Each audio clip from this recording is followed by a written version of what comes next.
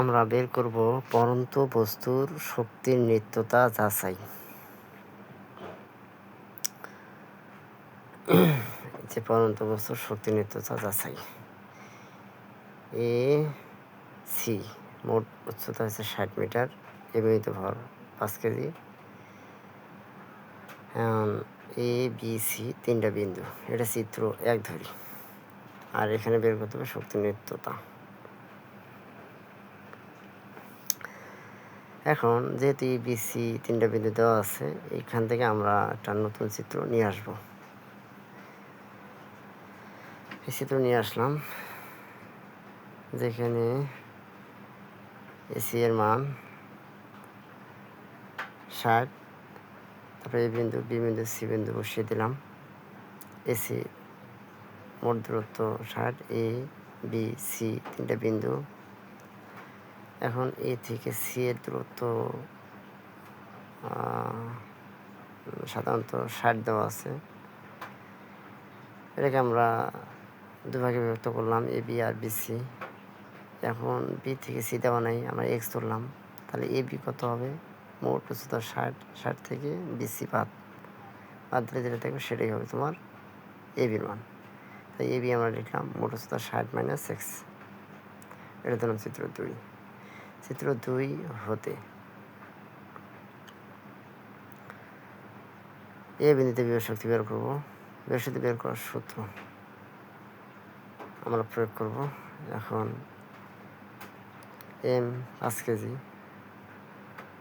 আর জি 9 point, আর এইচের মান M G এইচের সূত্র অনুযায়ী 60। আর এ বিন্দুতে গতিশক্তি বের করবো half M V square. Half M এর মান 5, ভি স্কোয়ারের সূত্র যেহেতু সর্বোচ্চ উচ্চতায় এ বিন্দুতে ভি এর মান 0, মানে শেষ বেগ 0। 0.4 স্কোয়ার দেবো। 0.4 স্কোয়ার মানে 0, আর 0 দিয়ে কোনো করলে মান হবে 0 জন। তাহলে এই বিন্দুতে মোট শক্তি EP plus EK 2940 joule plus 0। এই যে ইপির মান 2940 আর ইকের মান হচ্ছে 0, যোগ করে দাও, মোট হবে 2940 জুল।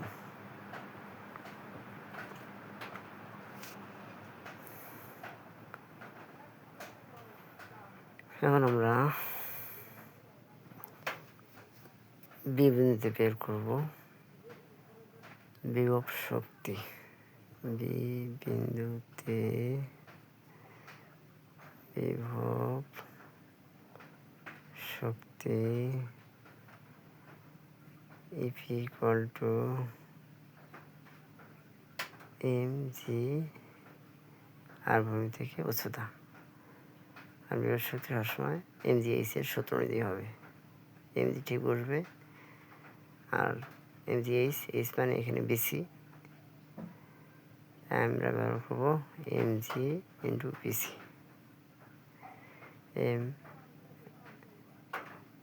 এখানে বিসিটা কিন্তু আমরা এক্স ধরেছিলাম, এক্স। এখন এম ছিল 5, সি 9.8, আর বিসি হচ্ছে এক্স। গুণ করলে হয় 49, গুণ করে দিই, হ্যাঁ 49 এক্স হবে, অর্থাৎ 49 এক্স জুল। বি বিন্দুতে গতি শক্তি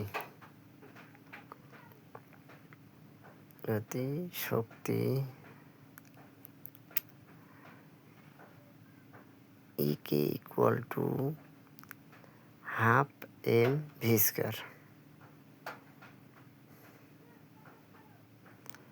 হাফ এম এর মান হচ্ছে পরবর্তীতে এটা ভি স্কোয়ার সূত্র আমরা জানি, ই স্কোয়ার প্লাস 2জি এইচ। তবে একটা কথা এখানে মনে রাখতে হবে, গতিশক্তি নির্ভর করে বস্তুরা কী পরিমাণ দূরত্ব অতিক্রম করে। যেহেতু বস্তুরা এ থেকে বিতে আসছে, এই দূরত্ব অতিক্রম করছে, তাই গতিশক্তির জন্য ব্যবহার করতে হবে এইচ এর মানটা ব্যবহার করতে হবে এ থেকে বি। তাই আমরা ব্যবহার করবো V square equal to E square plus 2g H.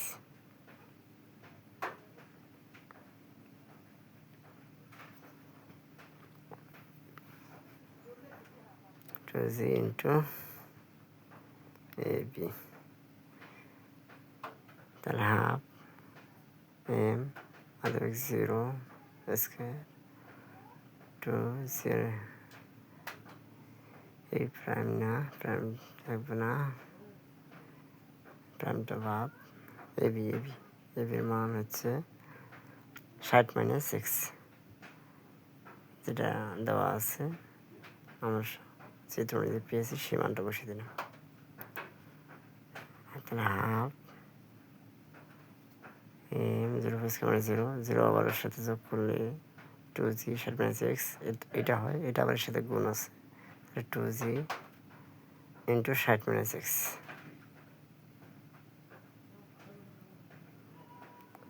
Photo নিচে টু কাটা, তাহলে হবে mg ইন্টু 60 মাইনাস x।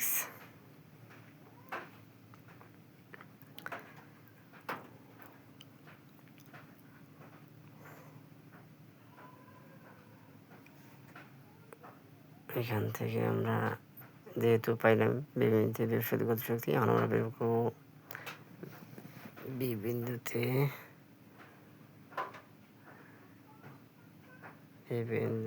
মোট শক্তি।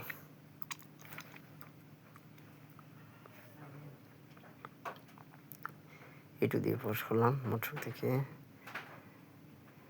ইপি প্লাস ইকে।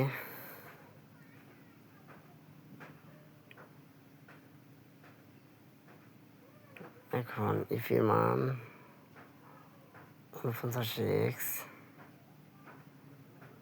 প্লাস ইকের মান MG 60 minus x, MG 60 minus x পেলাম 49x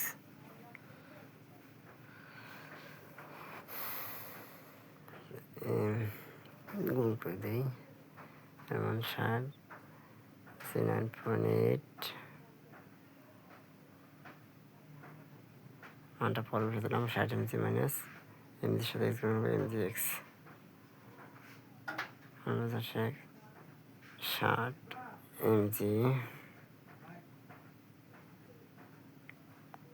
মাইনাস এর মান বসে দিলাম 60 গুণ এর মান 5 জি 9.8 আর মাইনাস এমজি এক্স এর মান 5 জি 9.8 আর এটা এক্স, তাহলে হয় 49x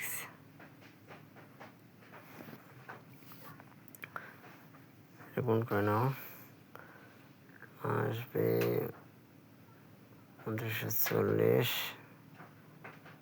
আর গুণ করে মাইনাস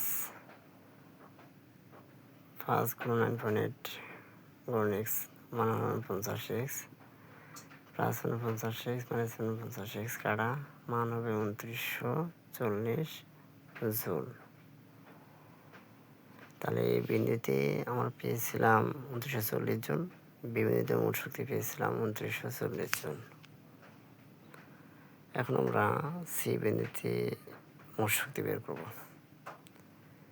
এখন সি বিন্দুতে বিভব শক্তির সূত্র আমরা জানি এমজি এইচ, কিন্তু যেহেতু এবার সি বিন্দু থেকে ভূমির উচ্চতা নেই, তাহলে এইচের মান আমরা এখানে ধরবো 0, তাহলে এমজি এইচের মান আমাকে ধরতে হবে এখানে কি এইচে করে ধরবো 0 মিটার। তাহলে এমজি 0 বসে দিলাম, এমের মান 5 জি 9.8 আর এটা ছিল 0, গুণ করলে হবে 0 জুল। এবার সি বিন্দুতে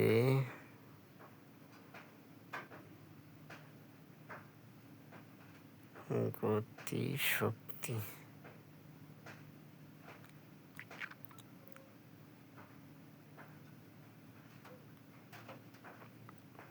ইকে equal to half M V square. Half M রাখবো, ভি স্কোয়ার মানে হচ্ছে U square plus 2g H. কিন্তু এইচ মানেটা কি?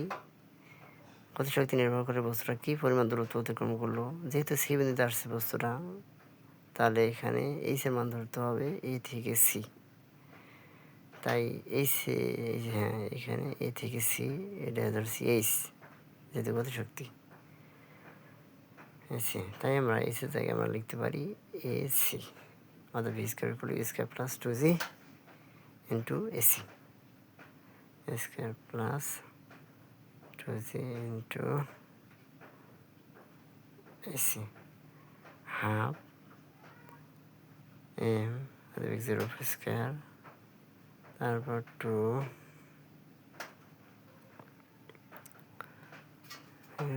জিরো, এটা সবসময় রাখতে হবে, এগুলোর ক্ষেত্রে আদিবেগ সবসময় 0। 209.8 আর এসি মান ছিল 60 এসি, কারণ বস্তুটা পুরো এ থেকে সিতে আসছে। গতিশক্তির জন্য কী পরিমাণ পথ আসছে সেটা বিবেচনা করতে হয়। 60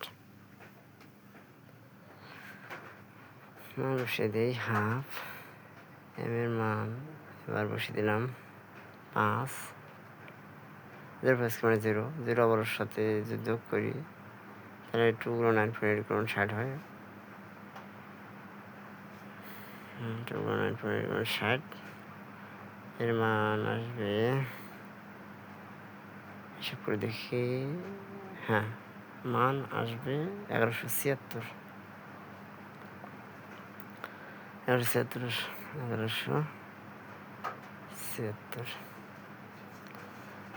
0 সাথে 1176 যোগ করলে 1176, ওটা আবার সাথে গুণ আছে, হাফ 5 1176, 5কে 2 দিয়ে ভাগ, 2.5 গুণ 1176।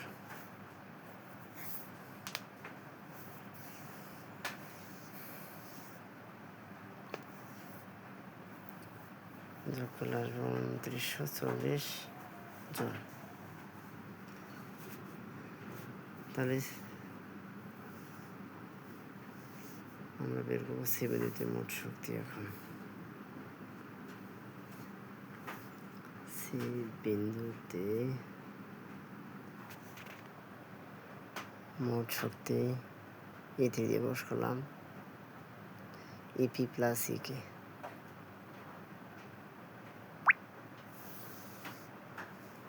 ইপির মান 0 আর ইকের মান 2940।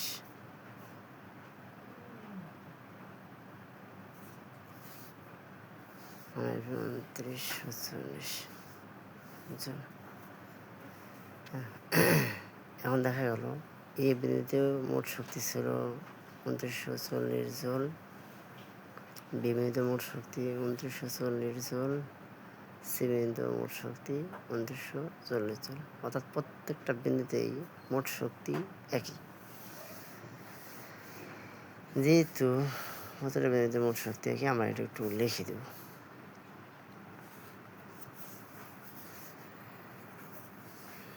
লিখে দিই আমরা,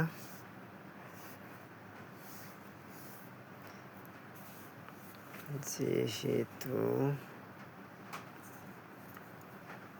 এ বি সি বিন্দুতে